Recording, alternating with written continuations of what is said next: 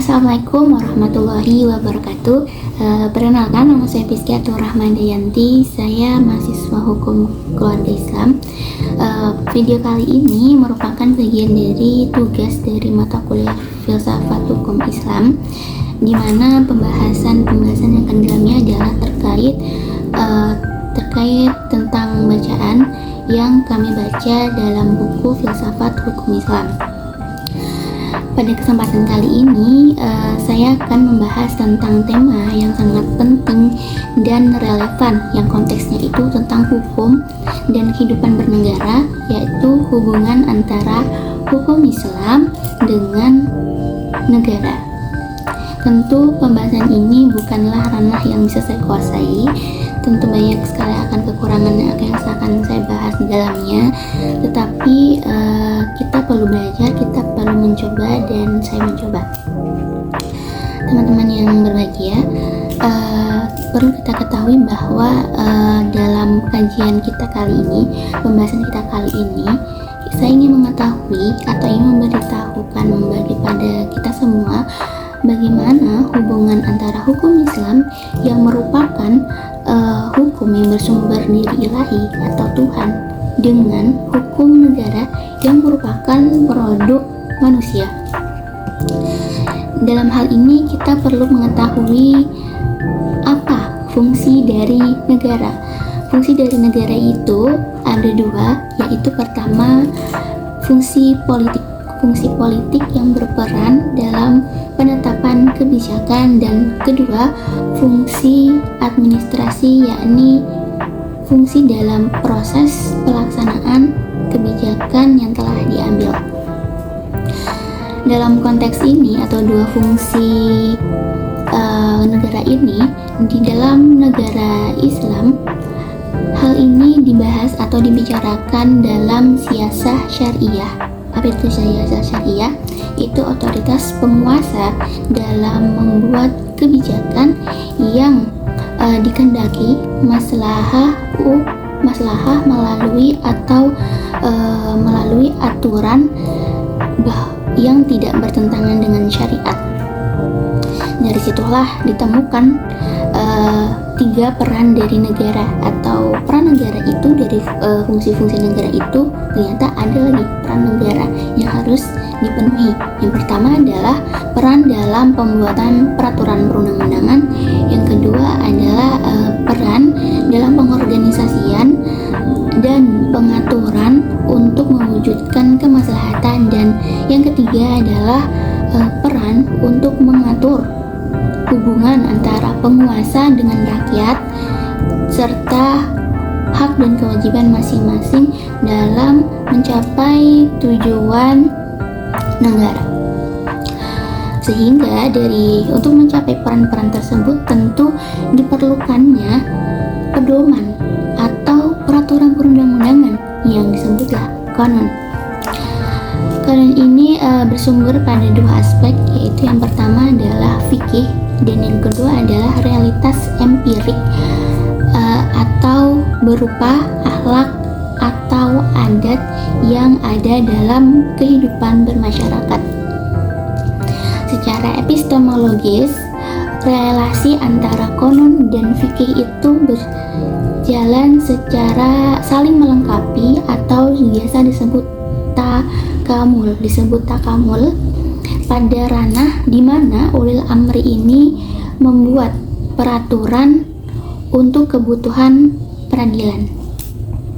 Menurut Imam Al-Juwaini berpendapat bahwa seorang ulil amri harus mengangkat seorang mufti yang memenuhi tiga syarat.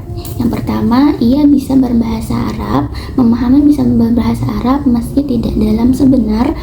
Yang kedua, memahami fikih secara mendalam atau tabahur, yakni termasuk pula kaidah fikihnya dan pendapat mazhab klasik atau terdahulu serta dalil istidlal mereka. Dan yang ketiga, menguasai usul fikih. Dan yang kedua tadi adalah adat sebagai sumber dari kanon, yakni secara epistemologis relasi kanon dan adat itu juga saling melengkapi teman-teman. Mereka saling melengkapi, yakni takamul mereka, dan pada ranahnya itu adalah ketika ulil amri membuat aturan ketertiban umum dan aturan tentang hubungan ulil amri dengan rakyat dalam ranah atau yang bersifat konstitusional. Tentu hal ini menjadi dua acuan bahwa ternyata sebuah undang-undang atau peraturan perundang-undangan, yakni konun, itu memiliki sumber-sumber melihat pada hukum fikih dan juga pada adat atau kebiasaan dalam masyarakat.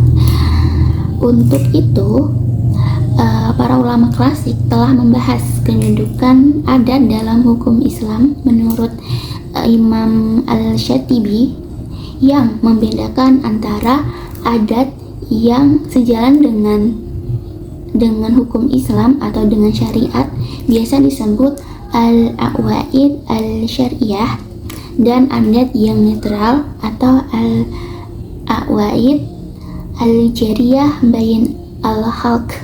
Mohon maaf jika ada kesalahan pengucapan. Dalam hal ini jenis kedua yang netral ini dianggap tidak apa-apa atau tidak mengapa dijadikan landasan atau sumber dibuatnya sebuah konun, asalkan ia tidak bertentangan dengan syariat Islam. Tapi menurut Al-Qadir Audah, ia menegaskan bahwa meskipun adat tersebut netral, tidak bertentangan, tetap saja harus ulil amr itu memusyawarahkannya atau membahasnya terlebih dahulu secara bersama-sama dengan otoritas yang berhak atau memiliki wewenang untuk membahas atau membuat sebuah konun dengan cara dimusyawarahkan atau biasa disebut di syura, agar tidak terjadinya sebuah otoritas. Pertama, tidak bertentangan dengan syariat. Yang kedua, menjamin kesetaraan di hadapan hukum. Ketiga, tidak memberatkan rakyat. Keempat, menegakkan keadilan. Lima, menciptakan kemaslahatan. Dan yang keenam adalah dibentuk melalui musyawarah. Proses penyusunan konun syar'i disebut dengan ta'nin, yaitu proses pengambilan nilai dari fikih atau adat lalu dirumuskan dalam bentuk pasal-pasal oleh negara. Setelah itu, proses itu selesai, barulah ulil amri mengeluarkan kitab atau perintah hukum yang mengikat. Dalam konteks ini, khitab ulil amri adalah bagian dari epistemologi hukum, yaitu cara negara memberikan kekuatan hukum terhadap nilai-nilai sosial atau moral yang sebelumnya belum memiliki daya ikat hukum. Sebaliknya, khitab Allah adalah ontologi hukum, yaitu hukum yang itu sendiri datang langsung dari wahyu yang bersifat absolut. Kemudian kita masuk pada pembahasan perbedaan hukum Islam dan konun al-wadi. Perbedaannya cukup mencolok. Saya mengambil 3 poin yang saya pahami, yakni yang pertama adalah hukum Islam itu berasal atau bersumber langsung dari Tuhan atau Allah Subhanahu wa Ta'ala, yang dimana hukum ini merupakan hukum yang sempurna dan tidak memiliki kecacatan, dan dia bersifat mutlak, tidak berubah-ubah. Sedangkan konun wadi ini bersifat berubah-ubah dan merupakan produk dari manusia, sehingga ia seringkali berubah-ubah mengikuti perkembangan zaman. Dari sudut sisi tujuan dan cakupannya, hukum Islam ini bersifat mengatur hubungan antara individu dengan masyarakat atau individu dengan Tuhan. Sedangkan hukum konun wadi ini hanya proses pada individu atau individu dengan masyarakat, tidak mencakup pada hubungannya dengan Tuhan. Itu sangat kontras terlihat. Yang ketiga adalah ada 2 hukum, pada hukum Islam, yaitu apabila suatu perbuatan itu dihukumi menjadi dua hukum, yaitu ada hukum duniawinya dan hukum akhiratnya. Hukum duniawinya yaitu berimpak pada dunia apabila dia melakukan sebuah perbuatan dan berimpak pada masyarakat atau sesama manusia, maka disitulah hukum duniawinya. Sedangkan ketika dia melakukan hal itu bahkan baru niat saja, maka hal itu sudah masuk pada ranah hukum akhiratnya yang berhubungan langsung dengan Tuhan yang menilai dan dapat memberikan sanksinya, baik sanksi positif maupun sanksi negatif dalam hal ini, tergantung perbuatan yang dilakukan oleh manusia tersebut. Sedangkan pada ranah konon wali ini hanya pada hukum duniawinya saja, tentu saja, yakni hubungan maksudnya perbuatan yang impactnya hanya pada dunia, dan apabila perbuatan yang buruk tentu sanksi yang didapatkan atau hukuman yang didapatkan itu hanya di dunia saja. Kita masuk pada pola hubungan hukum Islam dan negara. Seperti yang disebutkan bahwa negara itu dia tidak memiliki, tidak diakui secara otomatis, tetapi dia menjadi terikat atau menjadi hukum yang mengikat karena dia terpengaruh atau disebabkan karena perintah Tuhan kepada manusia.